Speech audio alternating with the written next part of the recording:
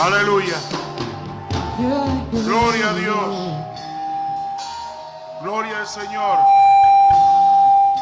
Gloria al Señor. Que el Señor le siga bendiciendo. Amén.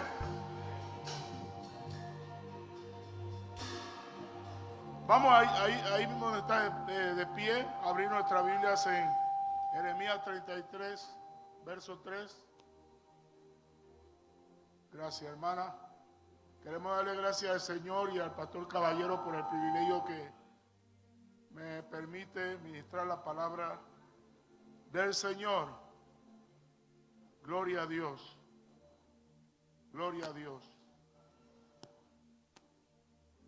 Jeremías 33:3. Jeremías 33, verso 3.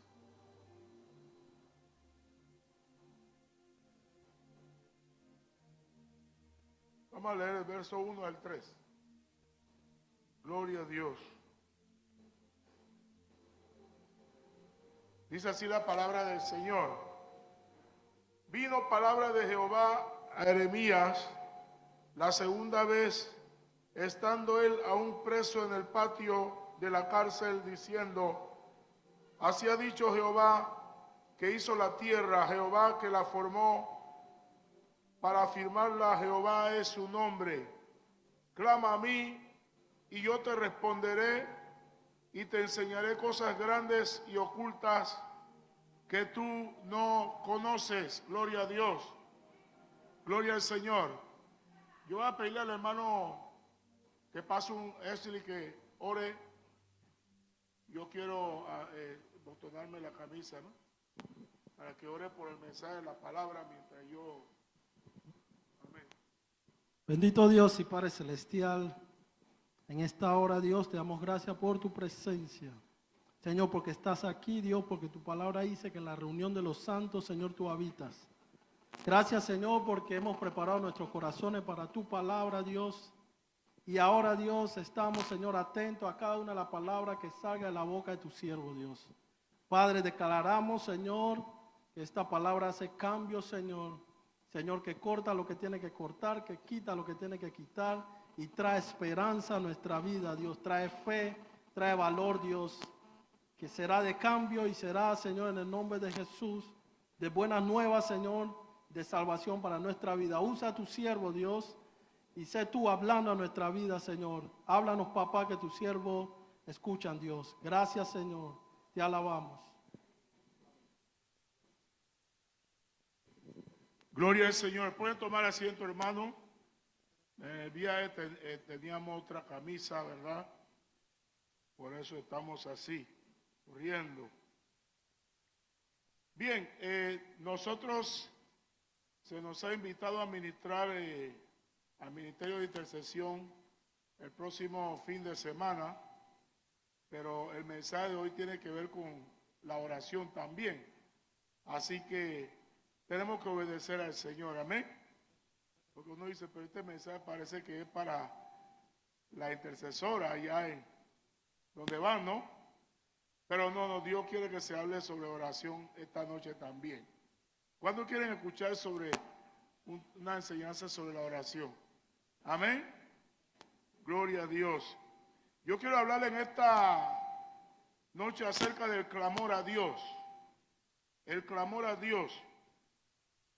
¿Cómo pudiéramos definir lo que es clamor a Dios? Es una de las maneras de orar a Dios y se caracteriza por una manera intensa, ferviente. No es una oración pasiva, es una oración donde uno involucra el cuerpo, todo, el alma. Es ferviente, como he mencionado, es algo que viene de la misma entrañas, de lo más profundo del corazón. Es una de las oraciones más intensas que hay y puede aún parecer una lucha o puede ser como una lucha en la presencia del Señor. Santiago, aunque es un pasaje que tiene que ver con unos puntos más adelante, Santiago, cuando habla del clamor que hizo Elías. No usa la palabra clamor, usa la palabra ferviente. Dice que Elías oró fervientemente para que no lloviese, y no llovió por 3 años y medio, y luego llovió cuando él oró nuevamente para que lloviera, ¿verdad? Y antes de que Santiago mencionara esa oración que hizo Elías, él menciona y él dice: la oración eficaz del justo puede mucho. La oración eficaz del justo puede mucho. Ahí este mensaje se podría titular también: la oración eficaz del justo. La palabra eficaz habla de algo que hace bien su trabajo, ¿verdad? Que lo que se espera de eso, o de una persona cuando hace una labor, que espera que lo haga bien y lo hace bien. Eso tiene que ver con la eficacia de una labor, de un trabajo. Así que la oración o el clamor a Dios es una oración eficaz también, y puede mucho. De eso es que yo quiero hablar en esta noche. ¿Hasta qué punto uno debe orar o clamar a Dios? Mira lo que dice el Salmo 61. Vamos a leerlo. Salmo 61, verso 2. Salmo 61, verso 2. Dice: oye, oh Dios, mi clamor, a mi oración atiende. Desde el cabo de la tierra clamaré a ti, cuando mi corazón desmayare. Hermano, en este versículo hay mucha enseñanza en cuanto a la importancia del clamor a Dios, ¿verdad? En el verso 2 dice: ¿desde a dónde el salmista clamará a Dios? Dice que clamará a Dios desde el cabo de la tierra. Usted sabe que el cabo de la tierra es el centro de la tierra. Hablando en el aspecto geográfico, es el punto geográfico más bajo que el hombre puede llegar. Se puede decir que es el mismo infierno, vamos a usar la palabra, porque el infierno está allí. El infierno está en lo más profundo de la tierra. Pero la idea no es tanto el infierno. La idea es hasta dónde el hombre puede caer en un problema, en una situación desesperante, una situación que causa angustia, lo más bajo que una persona puede llegar. Usted puede imaginarse cualquier tipo de problema, cualquier desgracia, cualquier tragedia, cualquier situación donde el hombre no puede hacer nada, donde ninguno te puede ayudar. Esa es la idea. Cuando dice hasta el cabo de la tierra, está hablando de lo más bajo que una persona puede llegar, ¿verdad? Hay personas que cuando están limpios, no limpios de higiene, hermano, están limpios del bolsillo, no tienen nada. Usted le pregunta: oye, ¿cómo estás? Ellos responden: yo estoy en la cama de los perros. ¿Usted sabe dónde es la cama de los perros? ¿Cuándo sabe dónde los perros duermen? Generalmente, ¿a dónde? ¿Ah? En el piso, en el suelo. Pero el cabo de la tierra es mucho más abajo. Amén. Es el centro de la tierra, hermano. O sea, la fe de David era tal, cuando él escribe este salmo, que él dice: aunque yo esté la situación más difícil, yo voy a clamar a Dios. Ahora, eso está hablando del problema, pero vamos a hablar ahora del alma de David. Él dice aquí, el Salmo 61, él dice aquí: cuando mi corazón desmayare. Desde el cabo de la tierra clamaré a ti cuando mi corazón desmayare. ¿Quién quiere orar cuando uno está desanimado, hermano? La palabra corazón desmayare está hablando de una persona desanimada, una persona desalentada. Usted sabe que la mayoría de los cristianos, cuando ellos están desanimados, ellos no oran. ¿Sabía eso? Y es cuando más debían orar. Es que uno debe orar, hermano, en las buenas o en las malas. Pablo dice que debemos orar sin cesar. En el pasaje de Efesios 6 que habla de la armadura de Dios, usted sabe que la armadura de Dios tiene 7 partes. Y la última que se menciona es la oración. Muchas veces cuando nosotros leemos ese pasaje, nosotros no tomamos en cuenta la oración. Pero Pablo dice, orando en todo tiempo, orando en el Espíritu, en todo tiempo, con toda súplica en el Espíritu, dice, en todo tiempo, con perseverancia por todos los santos y por mí, él dice. Para que cuando él tenga que hablar ante la defensa en Roma, él hable con de nuevo la palabra, el misterio del evangelio como él debe hablar. Pero ahí él dice en todo tiempo, y él dice con perseverancia. Con perseverancia. Me estoy acordando de algo ahora que tiene que ver con la intercesora. Allá en la iglesia donde yo pastoreo, ha habido momentos cuando el Espíritu Santo me pone en el corazón para comunicarle algo a estas hermanas. Y una de las enseñanzas que yo le he dado sobre este versículo, con perseverancia y en todo tiempo, y yo le explicaba a estas hermanas que la vida de oración es como cuando usted está subiendo en una montaña, usted está subiendo. Usted puede, o sea, para usted hay una cima. David dice que Dios hace sus pies como siervas y lo hace cabalgar en sus alturas. Eso lo dio Habacuc también. Eso habla de ese animal que es la especie del venado en Palestina que habita en los lugares altos. El ciervo que David dice que como el ciervo brama por la corriente de las aguas, así mi alma clama por ti, oh Dios. El alma mía, mi alma tiene sed de Dios. Que es un animal que él bebe agua fresca, agua viva, agua de río, agua en movimiento, fresca, limpia. Él no bebe agua estancada.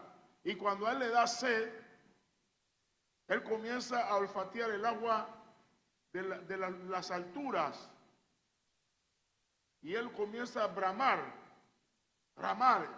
una manera del ansia del agua fresca, el agua viva. Y él comienza a olfatear esa agua fresca y él comienza a dirigirse hacia donde el olor a esa agua fresca lo guía. Y él va subiendo, buscando esa agua. Usted sabe que los ríos, entre más alto el río, el agua está más fresca, ¿verdad? Y él va cabalgando y él no deja de bramar hasta que él no encuentra el agua viva para saciar su sed. Entonces son animales que habitan en lugares altos. Entonces David dice, me hace cabalgar o andar sobre mis alturas. ¿Qué eso significa? Para cada uno de nosotros, Dios tiene un nivel espiritual que Él quiere que usted esté. Amén. Cuando Dios te va a bendecir, tú tienes que estar en ese nivel. Esa es tus alturas. Por eso dice mis alturas. Porque para otro hermano es otro nivel. Pero yo tengo que estar donde Dios quiere que yo esté para que Él me bendiga. Y yo le decía a estas hermanas que, hablando del ministerio, para que Dios te use como Él quiere, tú tienes que estar en tus alturas. Entonces, La vida de oración es clave. Tú no puedes ser una persona que ores hoy y mañana no ores, y después pasado mañana ores, y después 4 días no ores. Así tú no vas a ningún lado con Dios. Y más cuando tiene que ver con ministerio. Aún más, nadie puede conocer la voluntad de Dios si no es una persona de oración. ¿Oyó? Y si usted está en la iglesia, bueno, usted está en la iglesia, usted es miembro de la iglesia, y usted no conoce la voluntad de Dios, usted no está en nada. Más bien, si usted no está haciendo la voluntad de Dios, usted no está en nada. Estoy hablando en cuanto tiene que ver con el reino de Dios. Número 2, si usted no conoce, menos está en nada. Pero no es que le habla así, pero es la realidad. Dios no nos llamó a sentarnos en la iglesia solamente para recibir. Dios nos llamó a recibir para dar. Amén. De gracia recibiste, da de gracia. Y para eso tú tienes que ser una persona de oración. Entonces hay un nivel que tú debes estar para que Dios te use y para que Dios te bendiga. Si no estás en ese nivel, Dios no puede hacerlo. Dios es un Dios de principios que Él ha establecido en su reino y Él se ríe a través de los principios. Por eso dice la Biblia que Él no puede negarse a sí mismo.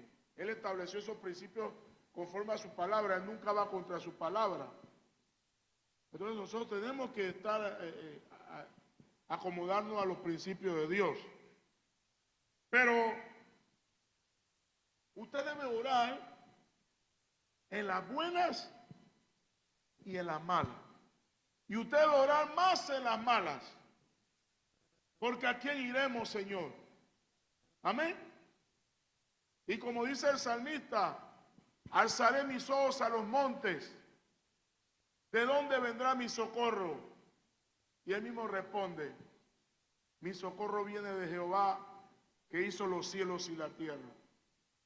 ¿Usted sabe por qué el salmista dice, alzaré mis ojos a los montes? Porque los montes es lo que la Biblia llama los lugares altos. Eran los lugares donde los israelitas adoraban a los falsos dioses. Dios en su palabra instituyó en el pacto que hizo con Israel, en la ley, un solo monte para buscar a Dios y adorarle. Lo que se llama como el monte de Sión, donde fue edificado el templo. En Jerusalén, esa parte alta, lo que se conocía como la era de Ornán, el Ebuseo que David se lo compró para el sacrificio que debía hacer, porque el ángel de Jehová había una mortandad que Dios envió por el censo que hizo David, que él no debía de haber hecho. Entonces ese lugar, y algunos creen que es el mismo monte Moriah donde Abraham iba a sacrificar a Isaac por orden de Dios. Era una prueba que Dios tenía para él. Entonces, el único monte que Dios autorizó y estableció era donde estaba el templo en Jerusalén, el monte de Sión, para buscar a Dios, para adorarle. Y si un israelita no podía estar allí, debía dirigir su oración mirando hacia ese lugar.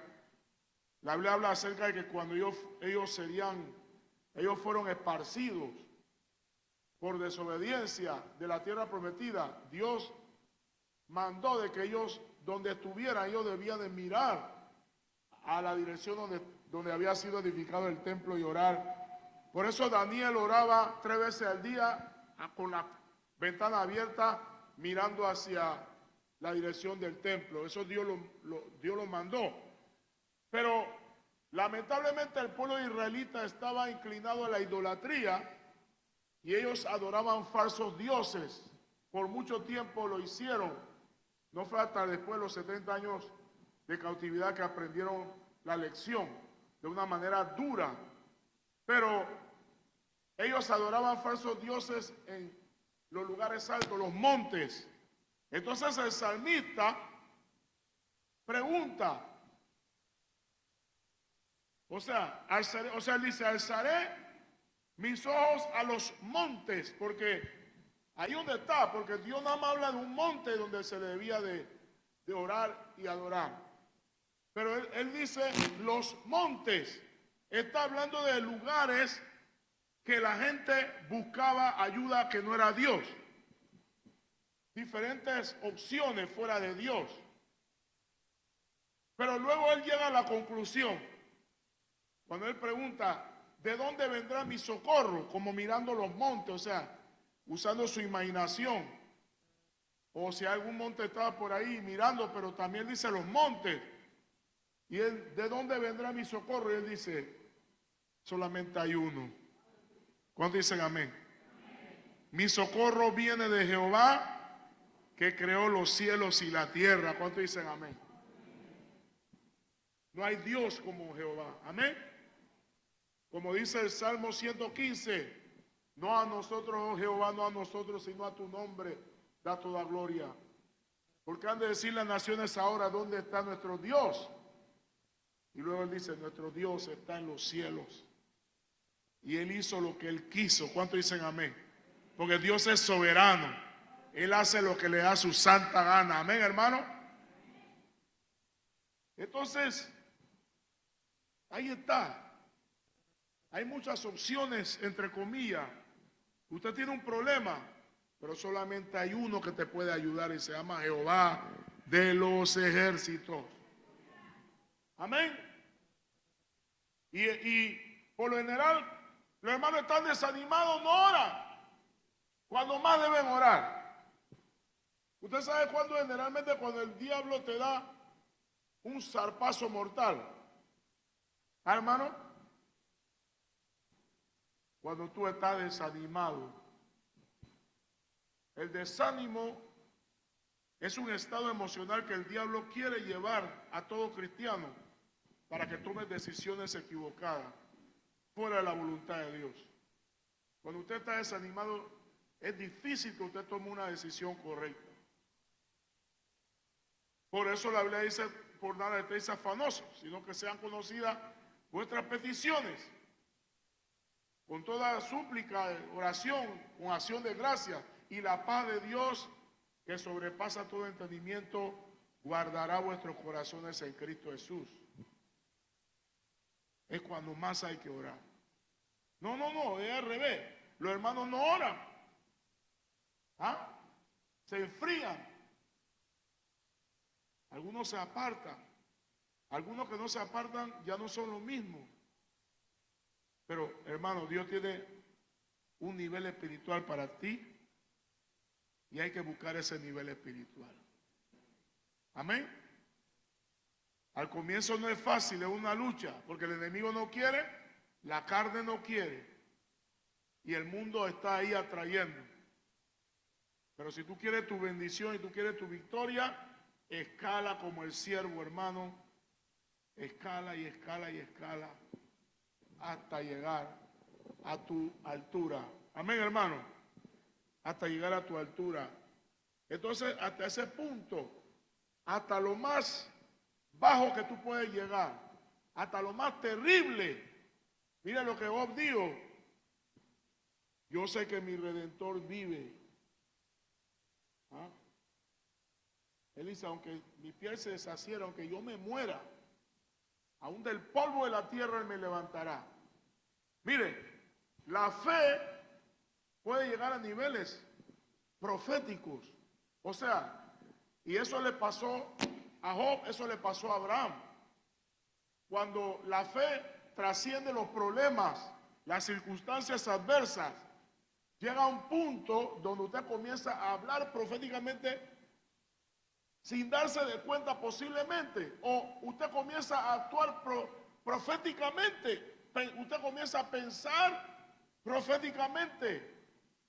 Usted dice, ¿de qué está hablando Pastor Anderson? Bueno, la Escritura dice que cuando Dios le dio a Abraham que ofreciera a su hijo, ¿usted sabe lo que Abraham dijo?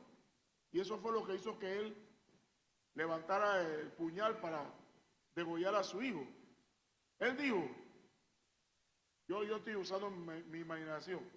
un momento, yo no tenía hijo, yo era ya un anciano, mi esposa anciana, mi esposa estéril, y Dios me promete una descendencia como la arena de la tierra, del mar y la estrella de los cielos. Y milagrosamente Dios me da un hijo, después que yo cometí un error, acostándome con la que no debía, tuve un hijo fuera de la voluntad de Dios y me trajo problemas. Y luego, después de ese problema, más viejo, más vieja mi esposa, Dios me da un hijo milagrosamente. Y Él me dice que Él me va a dar una descendencia como la arena de la tierra, o sea, la arena, la tierra, y como tan numeroso como la estrella de los cielos. Este es el hijo de donde viene, yo sé que Él es. Ahora Dios me dice que yo lo sacrifique a Él. Y como Abraham había madurado en su fe, Abraham sabía que Dios es un Dios omnipotente. Dice, este es el hijo. Y la fe de él llegó a un nivel donde dijo, Él me dio ese hijo. Yo lo sacrifico a Él y Él me lo resucita de nuevo. Eso es lo que dice la Biblia, que Abraham pensó. Yo lo sacrifico a Dios y Dios me lo vuelve a dar vida, porque de ahí viene el pueblo. Y de esa analogía o de ese acto donde Abraham iba a sacrificar a su hijo a Dios y luego Dios le dice detente, es donde Pablo dice por el Espíritu que de una manera Dios se lo devolvió, o sea, volvió a la vida en forma figurada, pero ese es un tipo de lo que dice Juan 3:16. Porque de tal manera amó Dios al mundo que ha dado a su único hijo. Amén. Dios nunca nos va a pedir algo que Él mismo no haría o ha hecho. Amén, hermano. Él le dijo, dame a tu hijo. Pero no llegó a sacrificar a su hijo, porque Dios dijo, detente. Pero Dios dio a su hijo hasta que derramó la última gota de sangre, hasta que expiró. ¿Cuántos dicen amén? Pero al tercer día, ¿qué pasó? Lo levantó. Entonces, en ese sentido, lo que hizo Abraham con su hijo, en relación a la obediencia a Dios, lo que hizo Dios con él, es tipo de la muerte y la resurrección de Cristo. Miles de años antes de que el Hijo de Dios muriera en la cruz por amor a nosotros, ya Abraham en su fe estaba ya tipificando lo que iba a pasar en el Calvario. El caso de Job, él dice, mira, aunque me matare, aunque yo me muera, aún del polvo de la tierra, Él me levantará. ¿Cómo se llama eso, hermano? Muerte y resurrección. Y nadie sabía sobre esta doctrina de la muerte y resurrección de Jesús, ni de la resurrección de los muertos. Pero cuando la fe de usted llega a un punto, su fe trasciende las circunstancias adversas, los problemas, tú llegas a hablar, a pensar y a actuar proféticamente, que tiene que ver con el propósito de Dios para tu vida. Entonces, hermano, aunque usted no tenga ganas de orar, ore. ¿Sabe por qué? Porque separado de Él, nada podemos hacer. Amén, hermano. Él es la única fuente verdadera de ayuda. No hay otro. Y aun si una persona te ayuda, es porque Dios tocó el corazón de esa persona para que te ayude. No hay nada que ocurre sin que Dios lo permita. Amén. Él inclina el corazón de la gente para bendecir a su pueblo. Entonces Él es la fuente, como dice la Biblia, toda buena dádiva y todo don perfecto proviene del Padre de las luces, del cual no hay mudanza ni sombra de variación. Todo lo bueno viene de Dios, porque Él es bueno, para siempre su misericordia. Ahora, ¿en qué se fundamenta el clamor a Dios? Porque, hermano, generalmente el clamor de Dios, por la naturaleza de esa clase de oración, se da en momentos de adversidad, como le he mencionado, donde humanamente usted no ve salida. Es cuando usted clama, como Ana derrama su alma. ¿En qué se fundamenta el clamor de Dios? El clamor de Dios se fundamenta en la voluntad de Dios. Mire lo que dice 1 Juan 5:14. 1 Juan 5:14.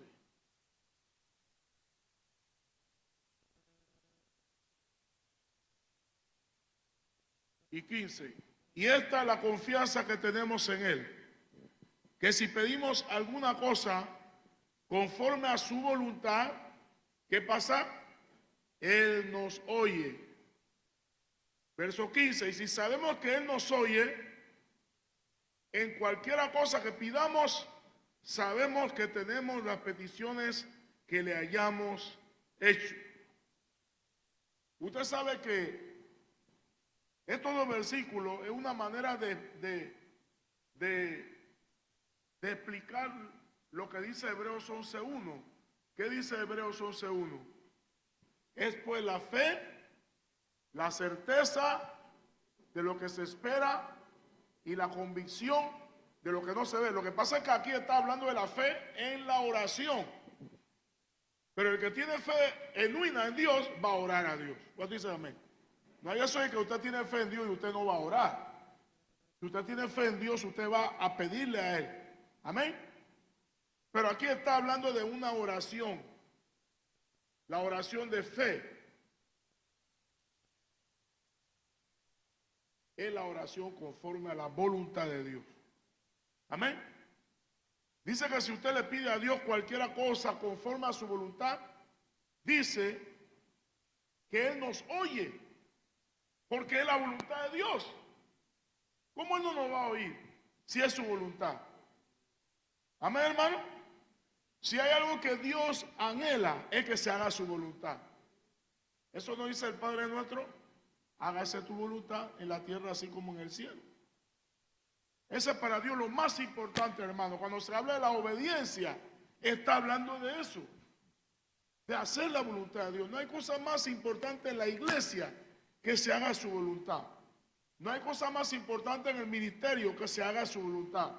No hay cosa más importante en la familia que se haga su voluntad.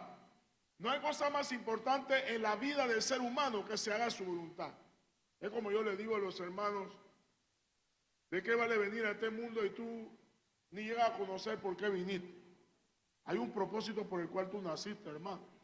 Y es importante que tú conozcas la voluntad de Dios y tú cumplas la voluntad de Dios. Es importante que somos hechura suya, creados para que, dice la Biblia que Dios, para que nosotros andemos, hay obras que Dios ya ha hecho, hablando en el sentido de la presciencia de Dios, de la soberanía de Dios. Hay ciertas obras, buenas obras, que Dios ha destinado que tú debes cumplir, tú debes hacerlo, para que anduviésemos por ellas. Hay obras en esta tierra que yo debo hacer, no otro. Yo debo hacerlo. Hay casos donde la persona no lo quiere hacer y yo busco a otro, pero la voluntad de Dios es que yo lo haga. Entonces piensa en estos momentos, hermano. Hay cosas que tú debes hacer, hay obras, buenas obras en tu existencia aquí que tú debes hacer, que viene de Dios. Tú naciste para hacerlo. Amén. Tú eres la persona para hacerlo. Dios no se equivocó. Entonces, yo oro algo conforme a la voluntad de Dios. Él me oye. Ahora, y dice, y si sabemos que Él nos oye, en cualquier cosa que pidamos, sabemos que tenemos las peticiones que le hayamos hecho. La palabra tenemos no es un tener literal, no es un tener material, es un tener de fe, es un tener en el espíritu, es un tener de corazón, donde aunque tú no se ha materializado lo que tú le has pedido a Dios, ya en tu corazón tú sabes que ya es un hecho. Esa es la certeza de lo que se espera. Amén. La convicción de lo que no se ve. Antes de que suceda, ya tú sabes que va a suceder. Pero para ti ya sucedió en tu corazón. Hay una seguridad. Esa oración, cuando tú le haces a Dios, no falla en que Dios responda. Lo que pasa es que Dios no va a responder a tu manera ni en tu tiempo. Pero de que Dios va a responder, es que ya Dios respondió. ¿Cuándo se acuerdan de la oración de Daniel en Daniel 10? 21 días, hermano, el hombre estaba ahí. Y luego cuando el ángel llega el 21º día, el ángel dice, ¿por qué se tardó 21 días? Porque había un principado, el príncipe de Persia, que se le opuso, que Dios tuvo que enviar a Miguel para ayudarlo, para abrirle paso. Pero dice, el ángel le dice a Daniel, mira, desde el momento que tú dispusiste en tu corazón humillarte delante de la presencia de Dios e inquirir, ya yo fui enviado. ¿Qué le parece? Ahora, usted sabe que esa oración que él hizo era conforme a la voluntad de Dios. Porque Daniel se dio de cuenta que conforme a las profecías de Jeremías, que ya los 70 años de cautividad se habían cumplido. Y Dios había dicho que si ellos al pecar, Dios los esparciría sobre los diferentes partes de la tierra, de su tierra, los desterraba. Y ellos en cualquier lugar que estuvieran, ellos se arrepintieran de su corazón y oraran mirando hacia el templo, Dios los perdonaría y Dios los traería nuevamente a su tierra. Entonces Daniel, conociendo esa profecía, esa era la voluntad de Dios, ya era tiempo. ¿Y qué hizo Daniel? Daniel se metió en un ayuno, no sé si el capítulo 7, 8, 9, por ahí se fue, y comenzó a ¿qué? A pedir perdón por las iniquidades de sus padres y de él. Un intercesor es así. Él comenzó a orar que Dios perdonara, porque él estaba orando conforme a ¿qué? A la profecía. Y eso es orar conforme a ¿qué? A la voluntad de Dios. Entonces Dios comenzó a responderle, pero claro, de acuerdo al plan de Dios para él. Él era un profeta y Dios comenzó a darle revelaciones que tenían que ver aún más allá, hermano, de los tiempos de él. Pero Dios le estaba respondiendo. Entonces él sabía que había más revelación. Como profeta él lo sabía. ¿Y qué él hizo? Él se metió a buscar más de Dios para que Dios le revelara. Por eso usted ve que la Biblia dice que el conflicto era, grande, pero la palabra verdadera. ¿Qué significa eso? El conflicto de él ahí, perseverando en la oración, y allá arriba, hermano, la guerra que había allá arriba, para que no llegara la respuesta. Pero él sabía que había palabra verdadera, y por eso él se quedó ahí. Hermano, ¿qué hubiera pasado si él se levanta y dice, no, hombre, Dios no me va a responder? Sin fe es imposible agradar a Dios. ¿Cuántas veces Dios tiene la bendición viene, hermano? Y por tú dudar, hermano, tú te levantas y pierdes la bendición de Dios. Pero ¿cuántos saben que la oración de fe es una oración perseverante? Hay que perseverar. Es como dijo un hombre de Dios, muy usado, el reverendo Edwin Álvarez dijo, yo cuando oro por algo que yo sé que Dios me habló, yo no debo de orar hasta que yo no veo la respuesta. Y es bueno que hagamos algo, haga una lista de todo lo que usted ora, por todo lo que usted ora. Y usted se dará cuenta que Dios responde. Haga la lista. ¿Lo ha hecho alguna vez? ¿Por qué no lo hace? Hágalo. Hay cosas que no es la voluntad de Dios. Y usted se dará de cuenta con el tiempo. Pero hay otra cosa que sí es la voluntad de Dios. Hay cosas que Dios responde rápido, pero otra cosa que no, pero no significa que no es la voluntad de Dios. Es la voluntad de Dios, pero usted tiene que perseverar. Cuando es la voluntad de Dios que usted tiene que hacer, hermano, quédese ahí. No debe de orar por eso. Amén, hermano. ¿Cuántos dicen amén? Ahí, ore. Siga orando. El diablo te va a decir, ay, mira, tú tienes 10 años orando por eso. ¿Por qué tú vas a seguir orando? Mira, hasta te salió cana. Siga orando. Si es la voluntad de Dios. Porque de que Dios va a responder, Dios va a responder. ¿Por qué? Porque es su voluntad. Ahí no hay lógica, hermano. Hay gente que creen que en la fe no hay lógica. Hay lógica. Lo que pasa es que tú tienes que conocer los principios de Dios. Pero en la fe también hay sentido común, pero conforme a los principios de Dios. Amén. Dice la Biblia que mi pueblo pereció porque le faltó conocimiento. El problema está ahí. La voluntad de Dios. Ejemplos, hay otros ejemplos. Yo le acabo de leer como encabezado del mensaje de Jeremías 33:3, donde el Señor le dice a Jeremías, clama a mí, yo te responderé y te enseñaré cosas grandes y ocultas que tú no conoces. Pero cuando usted estudia el contexto de esas palabras que le dio Dios a Jeremías, usted va a entender mayor lo importante de esta lo que Dios le está diciendo a Jeremías. Mire, Jeremías, vamos a ponerlo un poco más atrás. Israel venía desobedeciendo a Dios, hermano, por mucho tiempo, y Dios levantaba profetas. No obedecían a los profetas. El reino se dividió, Israel se dividió en dos reinos. El reino del norte, que estaba bajo el primer rey que le llamaban Jeroboam, 10 tribus, y las 2 tribus donde nacieron los 2 primeros reyes, la tribu de Benjamín, de donde nació Saúl, y la tribu de Judá, de donde nació David, estaban bajo Roboam. Y el reino del norte, hermano, fue el primer reino que fue deteriorándose, corrompiéndose. Y Dios los castigó, hermano, enviando al imperio asirio. El reino de Asirio, el imperio atacó, invadió las tierras del reino del norte, las 10 tribus. Tomó posesión. Después,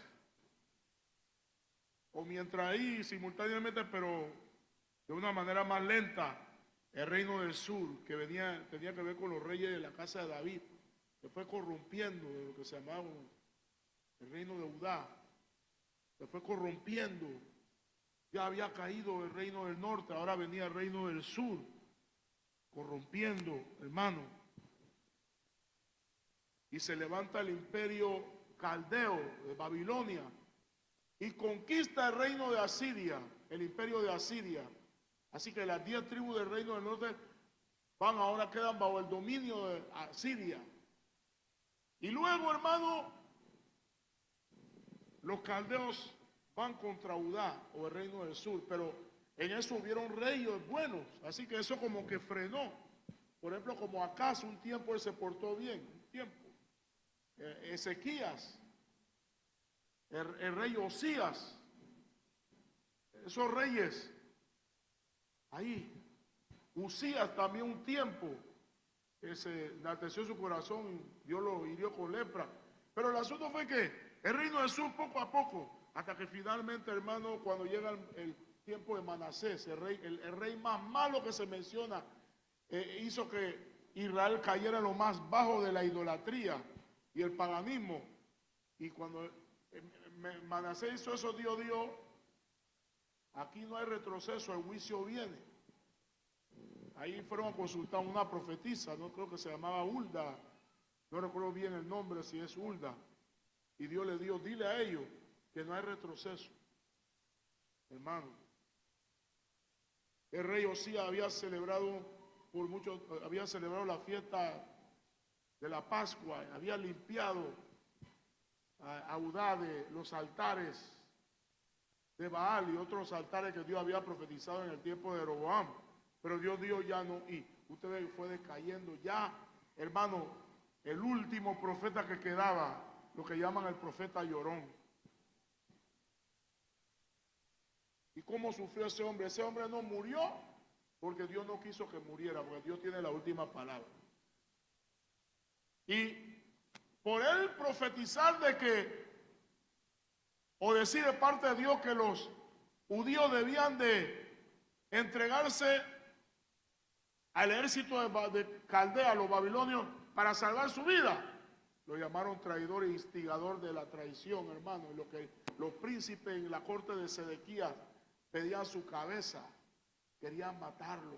Pero repito de nuevo, pueden pedir tu cabeza, pueden amenazarte que te van a matar, pero el que tiene la última palabra se llama Jehová de los ejércitos. No morirás, sino que vivirás para contar la maravilla de Jehová tu Dios, porque Dios no ha terminado contigo todavía en la tierra. Y ahí, ¿qué hizo Sedequías? Lo metió preso, hermano, pero en un cepo. Ahí. A ver qué vamos a hacer con él, y mientras la corte del rey. Ese hombre debe morir. Hermano, hasta la gente de su ciudad, Anatot, quería matarlo. Dios le reveló que había conspiración en esa ciudad sacerdotal para matarlo.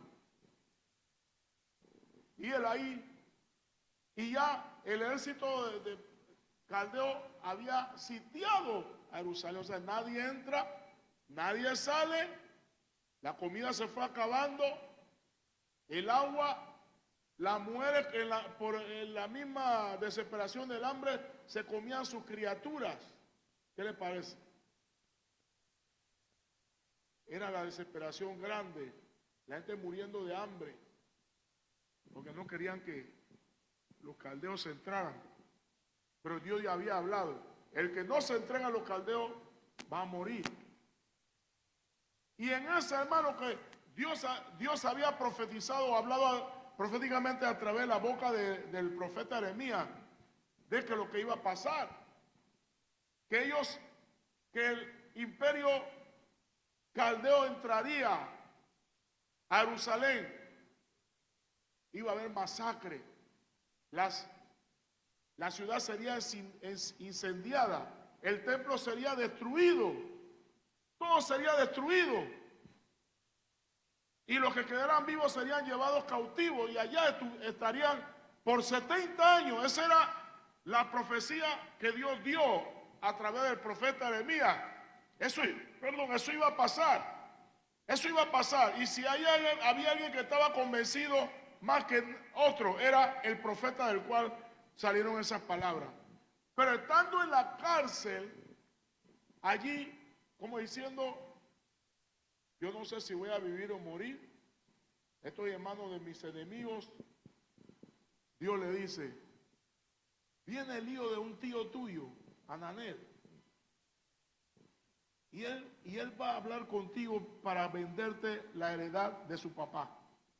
Como tú eres el pariente para que la descendencia no perdiera la tierra que Dios mandó según la ley de Moisés.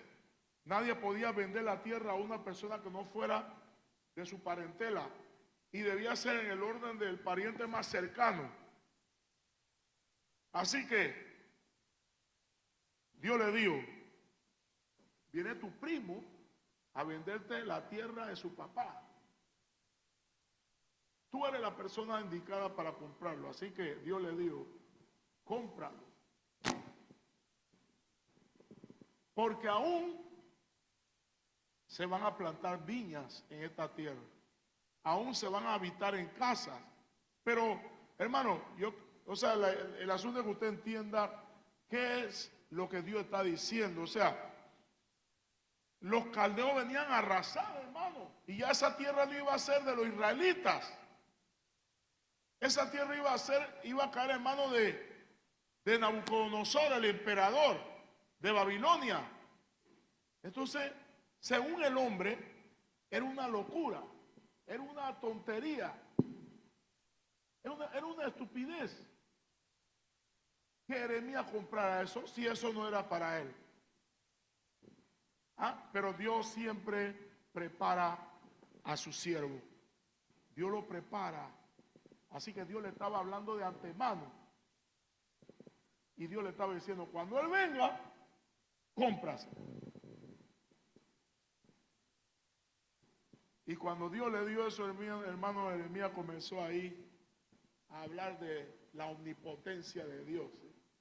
Señor, tú eres Dios de toda casa. No, le dice, Señor, no hay nada difícil para ti.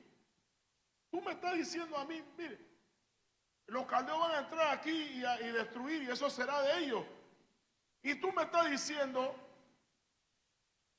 que mi primo, o sea, el primo vino y se cumplió la palabra y él quedó sorprendido. O sea, cuando el primo viene y el primo le vende y él legalmente lo firma, tenía un secretario Barú, ahí, todo lo hizo legalmente, después le dice, Señor, tú eres un Dios omnipotente. Yo estoy aquí esperando la muerte y tú me estás diciendo a mí que le compre a mi tío esta tierra porque todavía se va a vivir en esta tierra. Y ahí donde usted ve que Dios le dice a Jeremías, clama a mí y yo te responderé y te enseñaré cosas grandes y ocultas que tú no conoces. Pero ¿por qué razón? Si ya Dios iba a hacer el milagro, estaba haciéndolo y le dije, clama a mí. Porque hermanos, cuando Dios te dice que va a hacer algo, no es suficiente con que Dios te diga que va a hacer algo. Tú tienes que orar por eso. Amén. Tú tienes que orar por eso. Dios le dio en los días de acá, el rey malo, perverso, Dios le dice a Elías, ve y preséntate delante de acá y dile que no va a llover sino por tu palabra. Y ahí donde usted ve que Elías aparece y le dice, vive Jehová, en cuya presencia estoy, que no habrá lluvia en estos días sino por mi palabra. Hay hermanos que no entienden lo que es el ministerio profético. Yo creo que el ministerio profético es que usted profetiza lo que usted quiere. Eso no es así. El profeta de Dios profetiza lo que Dios quiere y se acabó. No le añade ni le quita. Tampoco él debe saber por qué Dios le dio que diga. Él debe limitarse a hacer lo que Dios le dice que haga y se acabó.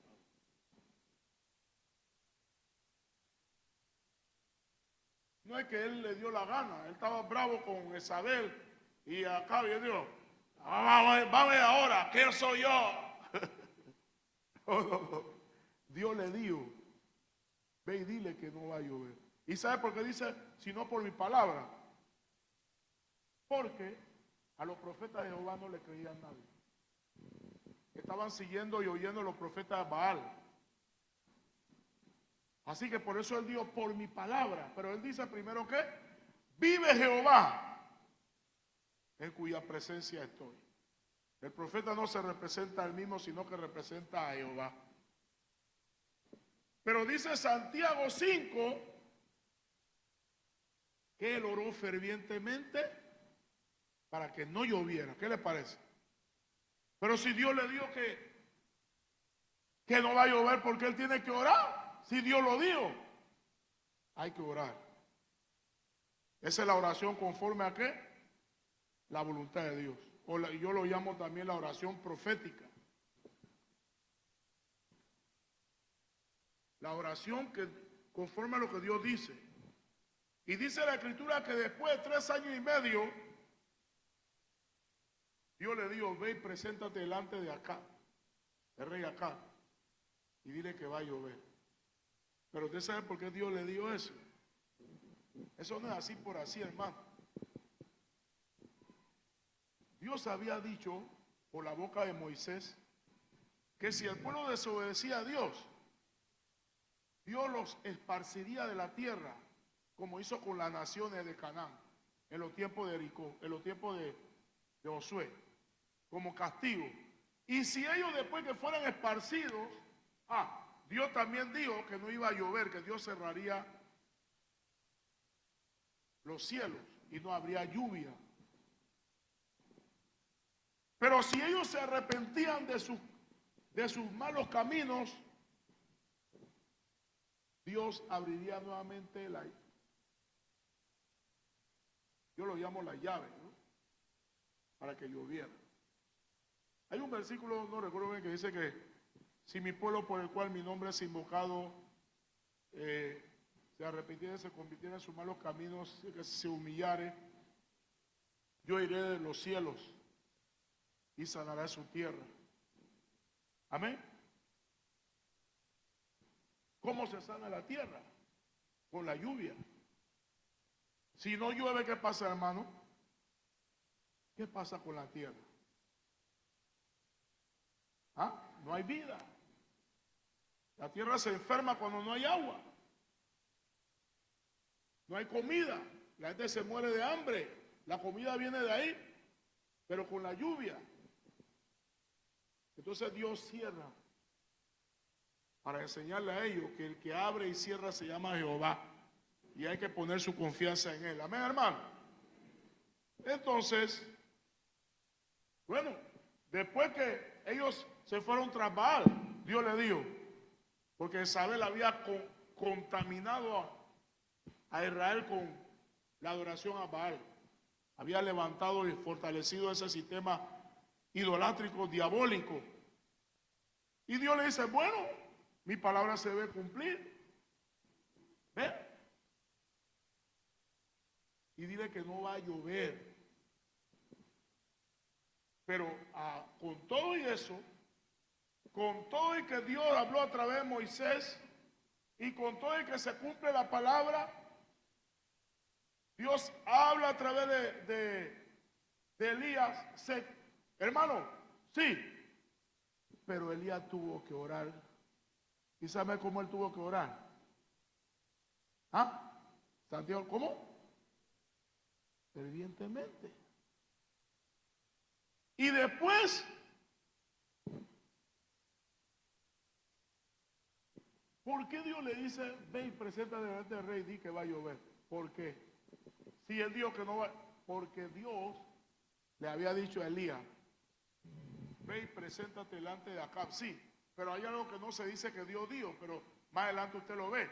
Dios le dijo, convócame a los profetas de Baal y vámonos allá arriba al monte, ese monte Carmelo, y que ellos hagan su altar a Baal y yo voy a levantar un altar a Jehová. Y el Dios que respondiere por fuego, ese es el verdadero Dios. Pero Dios le había dicho, la Biblia dice que Dios le había dicho, ve y preséntate delante de él y dile que va a llover. Sí, pero antes de que lloviera, debía pasar algo. Usted sabe la historia. Los profetas de Baal desde la mañana hasta la hora del altar se pusieron a clamar y a sajarse, cortarse, para que Baal respondiera con fuego a su altar. Pero no respondió.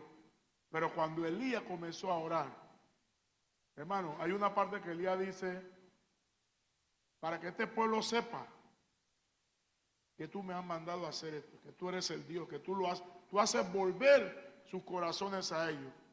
Y dice que Elías no había terminado de orar, hermano, cuando fuego cayó. Usted sabe la historia. ¿Qué pasó cuando ese fuego cayó y consumió todo? ¿Qué pasó ahí? ¿Alguien recuerda? Algo pasó ahí. Cuando ellos vieron eso, ¿qué pasó? No, pero hay algo que la Biblia, sí, algo que la Biblia dice literalmente que pasó. ¿Cómo? Sí, todo eso. Que Dios respondió por fuego, pues. ¿Qué pasó ahí? ¿Ah? ¿Cómo, hermana? Bueno, sí, los degollaron. Pero antes de eso, el pueblo comenzó a gritar, Jehová es Dios, Jehová es Dios. Por eso Dios dijo que va a llover. Ese acto en el Carmelo, Dios mismo lo hizo para que el pueblo volviera su corazón a Él. Dios no dio de misericordia, hermano. Dios hizo eso para que ellos reconocieran que Jehová es Dios. Y cuando ellos hicieron eso, ahora sí viene la lluvia. ¿Sí o no? ¿Sí o no? No, todavía no. ¿Qué pasó después? Yo no recuerdo los capítulos bien, hermano. El capítulo 18 por ahí. Algo pasó después que degolló a los profetas. Parece que a Carlos le gusta ese pedacito, ¿verdad? Dame la gracia, hermano. Traigo un cuchillito por ahí. Estoy bromeando, hermano. ¿No se acuerdan? ¿Ah? ¿Cómo? Ahí está el asunto. Ahí donde él comenzó a orar. ¿Se acuerdan cómo él oró? Dice que él se postró, rostro en tierra, entre sus rodillas. Y algunos dicen, los estudiosos, los eruditos, dicen que esa es la forma corporal que las hebreas daban a luz. Y comenzó ahí. ¿Cuántas veces? Él le decía, ve a ver el siervo, si viene la lluvia. ¿Cuántas veces él fue y regresó? 7 veces. Y Santiago dice que oró como fervientemente. O sea, esa no es una oracioncita, hermano. Esa era una oración de alumbramiento, yo lo llamo. El hombre, hermano, el pueblo reconoció a Jehová, ya. Y Dios le dio, va a llover. Amén.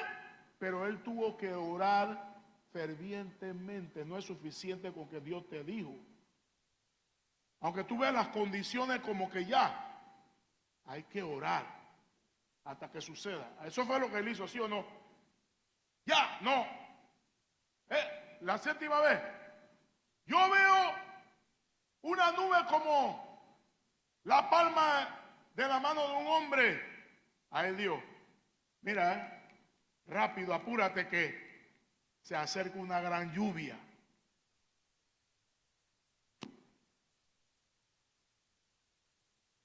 Hay que orar, aunque Dios habló. Hay que orar. Y no solamente hay que orar, hay que saber orar. Amén. Conforme a la voluntad de Dios. Eso es importante para todos nosotros, hermanos. Esto es una lección. Dios me está recordando esto a mí. Tú sabes que yo quiero hacer algo en tu vida, en tu ministerio. Bueno, ora por eso y no dejes de orar. Si tienes que levantarte en la madrugada porque en el día tienes muchas cosas que hacer, levántate en la madrugada, pero es necesario que pases tiempo orando. La oración de alumbramiento. ¿Cuándo se acuerdan? Bueno, Pablo, usted sabe que la iglesia de Gálatas, Pablo la fundó. Esa iglesia se estaba apartando de la sana doctrina. Ya habían hermanos que habían sido engañados, que Pablo los llamó, oh Gálatas insensatos. En otra versión dice estúpidos. ¿Quién os fascinó? Hay otra versión que dice quién os embrujó. Y ya, hermano, en la carta Pablo dice, hijitos míos, por el cual vuelvo a sufrir dolores de parto, hasta que Cristo sea formado en vosotros. ¿Sabes qué significa eso? El secreto del ministerio de Pablo, exitoso, era que él era un hombre que oraba fervientemente como una mujer cuando da a luz. Yo no sé por qué estoy hablando de eso, porque esto era para la intercesora, pero bueno, habrá más palabras allá, hermano. Amén. Yo no sé. Oración con dolores de parto. Oración con gemido indecible. Romano habla de eso, Romanos 8:26. Con gemido indecible. Esa es la oración más profunda que hay. Como una mujer que da a luz. ¿Alguno ha orado así? ¿Ah? Eso es después lengua. Hay lengua. Hay un género de lengua que tú tienes. Cada hermano tiene un género de lengua. Pero cuando tú te vas profundizando, hay un don que se llama el don de diversos géneros de lengua. Donde la lengua cambia. ¿Le ha pasado eso? Cuando usted va profundizando en la oración, usted ve que la lengua le cambia. ¿Ah? ¿Le ha cambiado como chino? ¿No? Como árabe, como alemán. ¿No le ha pasado? Y después usted siente como que el Espíritu toma control de esto de usted, ¿ve? Y usted siente que ya no usted. ¿Le ha pasado? Pero usted siente que todavía hay más. Es una lucha. Y después le salen unos gemidos. Aquí. Esto aquí.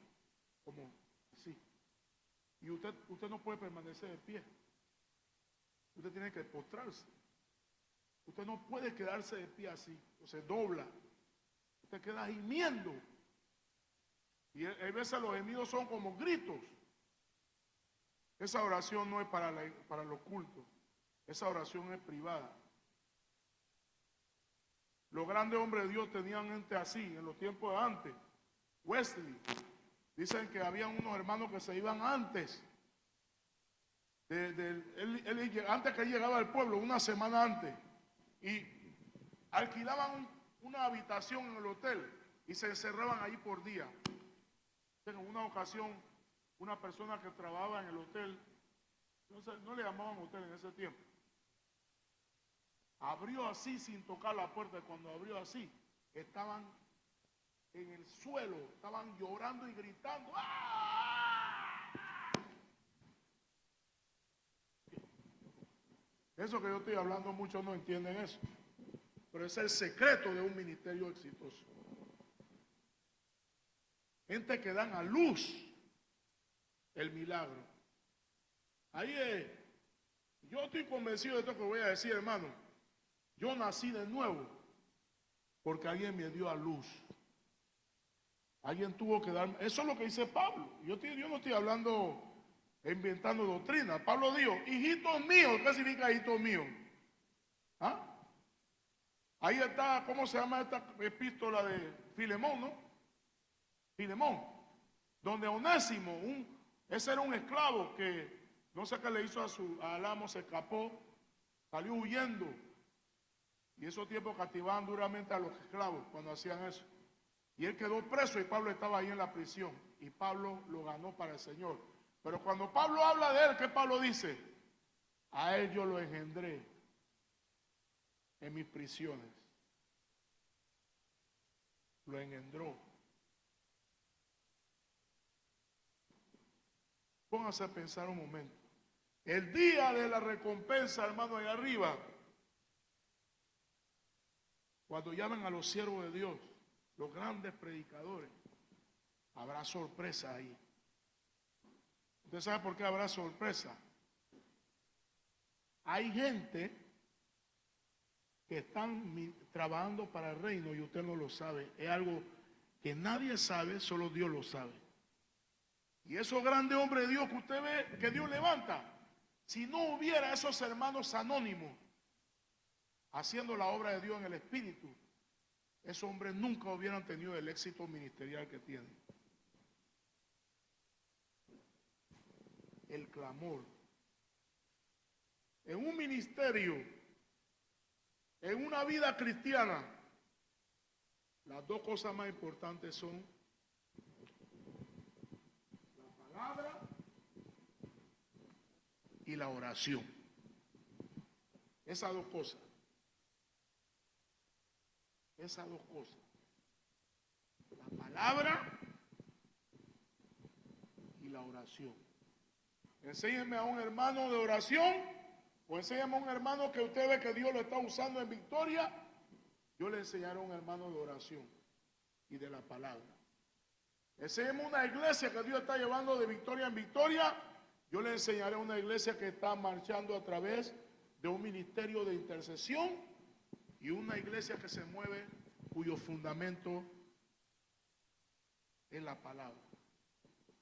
Usted debe hacer una de esas dos cosas, usted está en problemas. Lo que pasa es que las consecuencias no se ven de una vez, pero de que viene, viene.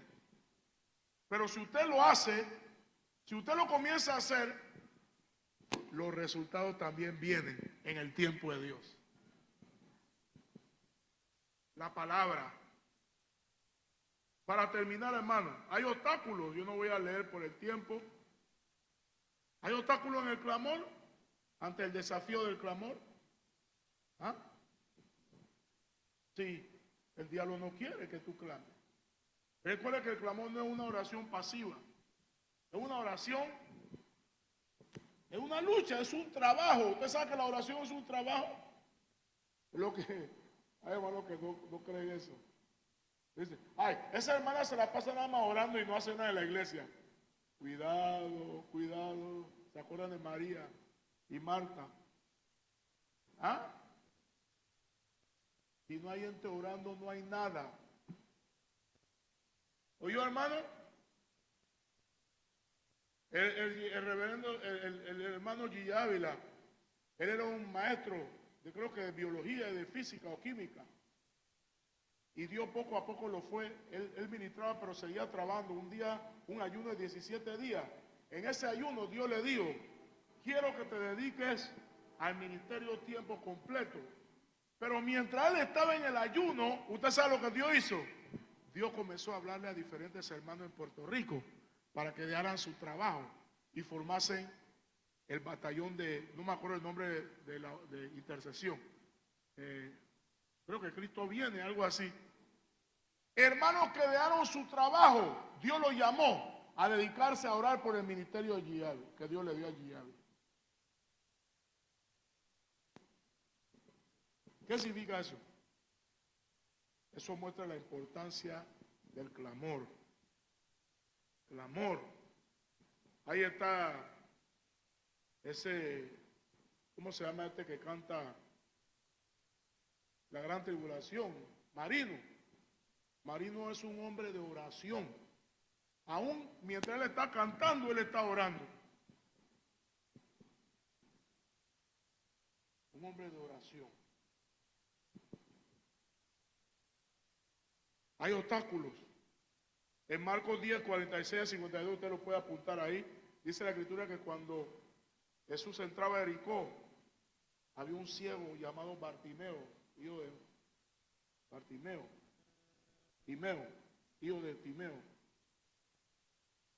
Y él estaba mendigando.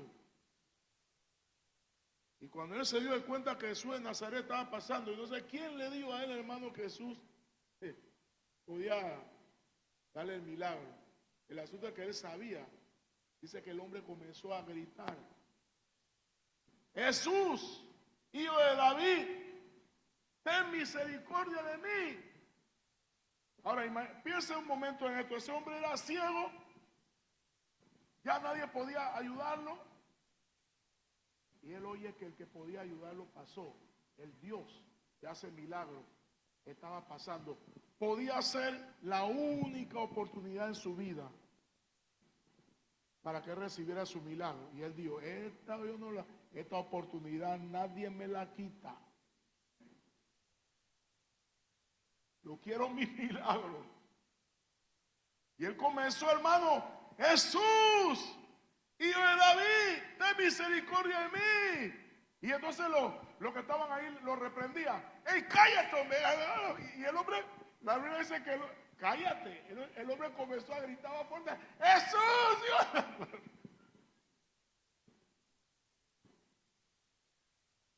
El hombre comenzó a clamar por su milagro.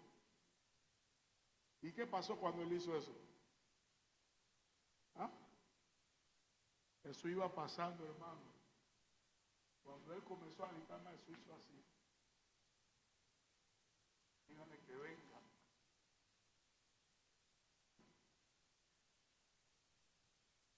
hubiera pasado si él le hace caso a la chusma?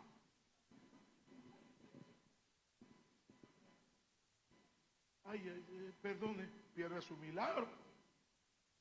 Porque Jesús no se paró de una vez. Jesús seguía. Pero el hombre comenzó a gritar más fuerte: ¡Jesús, Dios de David! Tráiganlo acá. Y cuando él, mire, hay gente, mire, tú estás en tu problema y en tu prueba y nadie te puede ayudar. Y cuando tú quieres buscar de Dios, hay gente, hermano, que te critican y tratan de desanimarte.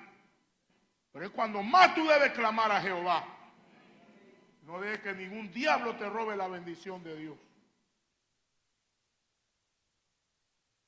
Porque Dios va a escuchar tu clamor.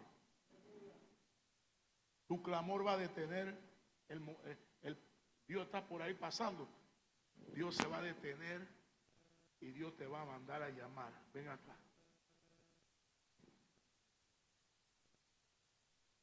Y la misma gente, hermano, que estaban reprendiéndolos después, hey, el maestro te llama.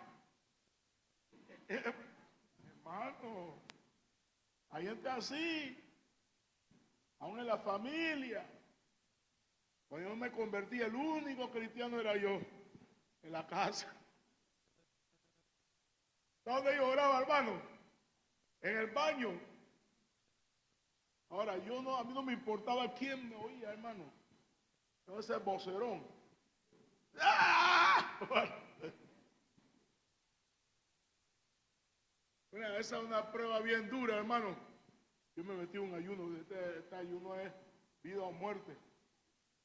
3 días sin agua así, trabajando en una gasolinera, turno en nocturno, amaneciendo, me metí así mismo. Aquí y yo no dormía mucho. Me metía en el baño. Bueno, qué bueno que usted nunca vio eso ni oyó eso. Hasta carácter, hermano, le estaba tirando a los demonios.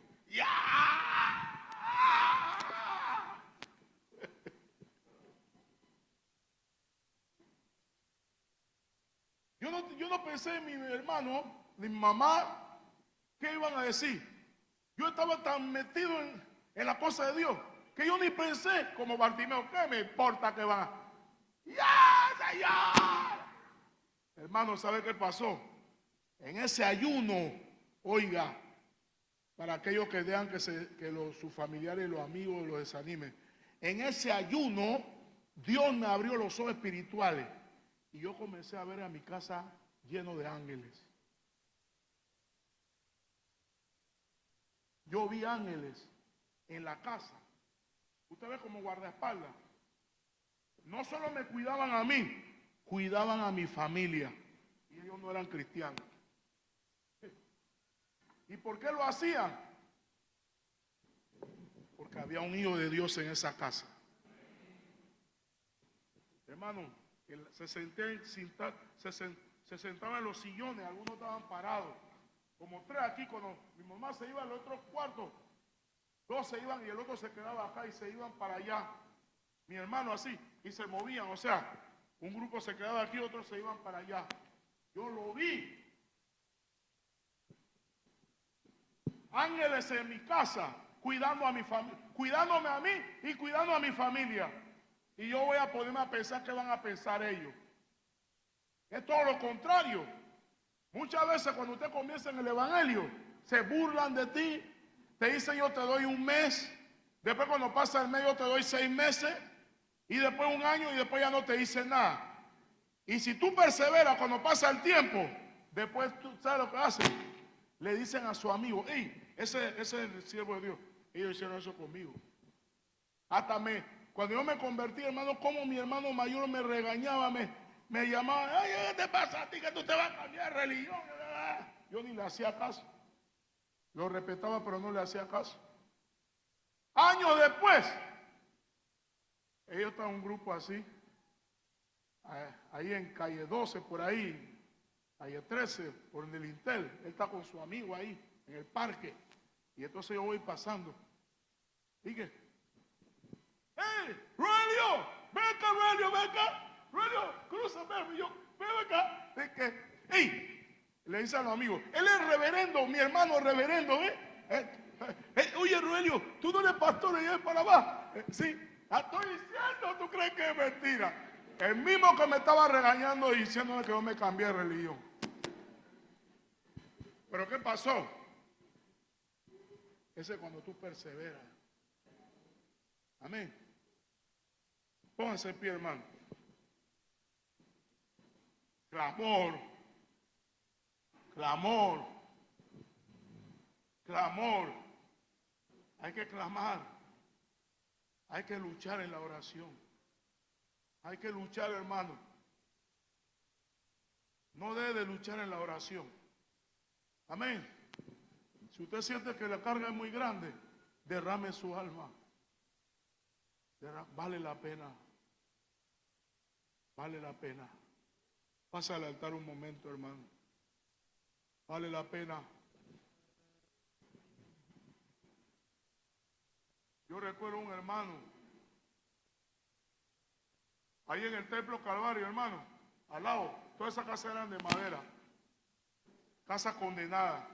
¿Cuándo se acuerdan de eso? Al lado del templo Calvario, calle 7 y Central. Todo eso era casa de madera ya condenada. Ahí vivía un muchacho. Ese muchacho vivía en la pobreza ahí. Y ese muchacho se convirtió al Señor. Y él quería que Dios lo bendiera con un buen trabajo para cambiar su situación. Ese hermano se metió en un ayuno. Él no tenía trabajo. Esa casa se estaba cayendo. Y él llegaba, yo trabajaba en el templo, él llegaba ahí, hermano, y si usted lo viera cómo él hablaba con Dios, hermano, ¡Señor! Yo no quería cualquier trabajo, quería un trabajo en la zona del canal de Panamá, donde pagan bien. Y sudando, hermano, usted lo viera. El Señor, dame un trabajo. Cuando yo vi a ese hermano, dije, él va a conseguir lo que él quiere. ¿Cómo Dios no lo va a escuchar? No tardó mucho tiempo cuando quedó trabajando en el canal. Cayó en droga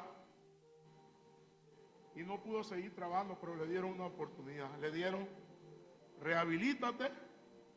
Mira, quedó hasta pidiendo 10 centavos. Por ahí por la Concordia. Dame un dime. La droga, la piedra. Y después, hermano, yo lo vi otro día después, pasó un tiempo.